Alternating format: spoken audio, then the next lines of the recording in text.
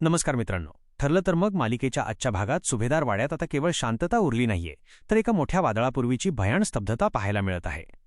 आजचा हा भाग केवळ संवादांचा नव्हता, तर तो होता मनात दडलेल्या अविश्वासाचा आणि तुटणाऱ्या नात्यांचा. नेमका हा गुंता कसा वाढला हेच आज आपण सविस्तरपणे पाहणार आहोत. प्रियाचा वार आणि सुभेदारांची कोंडी भागाची सुरुवातच झाली ती प्रियाच्या जहरी शब्दांनी. प्रियाने घरातील तणावाचा पूर्ण फायदा उठवत सर्वांना आपल्या बोलण्याने भंडावून सोडलं. तिचे आजचे शब्द केवळ आरोप नव्हते, तर ते सुभेदारांच्या नीतिमत्तेवर मारलेले टोकदार आसूड होते.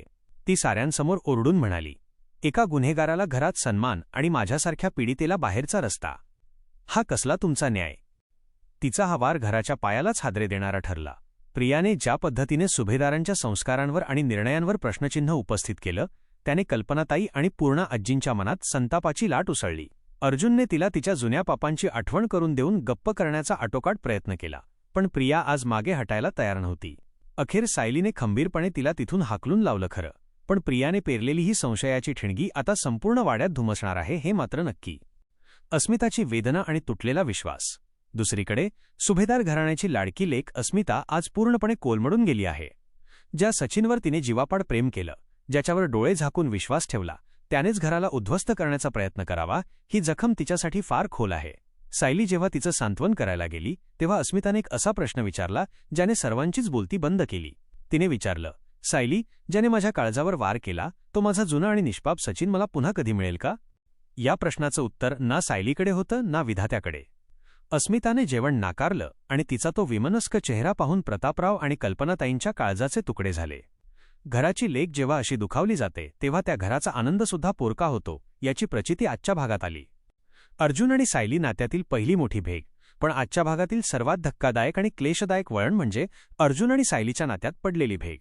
सत्यासाठी लढणाऱ्या सायलीला हे पचवणं कठीण होतं की अर्जुनला सचिनचं काळं कृत्य माहीत असूनही त्याने ते लपवून ठेवलं. ज्या विश्वासाच्या आणि पारदर्शकतेच्या जोरावर त्यांचं नातं उभं होतं, त्याच विश्वासाला आज गोपनीयतेची वाळवी लागली आहे. अर्जुनने आपली बाजू मांडताना सांगितलं की त्याने हे केवळ घराची अब्रू आणि अस्मिताची तब्येत जपण्यासाठी केलं होतं. पण सायलीचं तत्त्व ठाम होतं, जर आपण खरं लपवतो तर आपणही त्या गुन्ह्यात कुठेतरी सामील होतो. तुम्ही माझ्यावर विश्वास ठेवायला हवा होता, असं म्हणत सायलीने अर्जुनवर आपला राग व्यक्त केला. या वादातून दोघांमध्ये पहिल्यांदाच एक न ओलांडता येणारी भिंत उभी राहिली. अस्वस्थ अर्जुन शेवटी पूर्णा आजींकडे गेला, जिथे आजीने त्याला मायेने समजावलं की तुझा हेतू चांगला असेल रे, पण तुझी पद्धत पूर्णपणे चुकली होती. नवे कारस्थान आणि सायलीची ताकीद घरात पसरलेली ही भयाण शांतता तोडण्यासाठी सायलीनं शेवटी एक सकारात्मक पाऊल उचललं. येणाऱ्या बाळासाठी आणि अस्मिताचं मन रमवण्यासाठी तिने एका गेट टुगेदरची घोषणा केली. घर पुन्हा सावरण्याचा हा तिचा प्रयत्न वाखाणण्याजोगा होता. परंतु या आनंदाच्या वातावरणातही पडद्याआड एक भयंकर कारस्थान शिजतंय.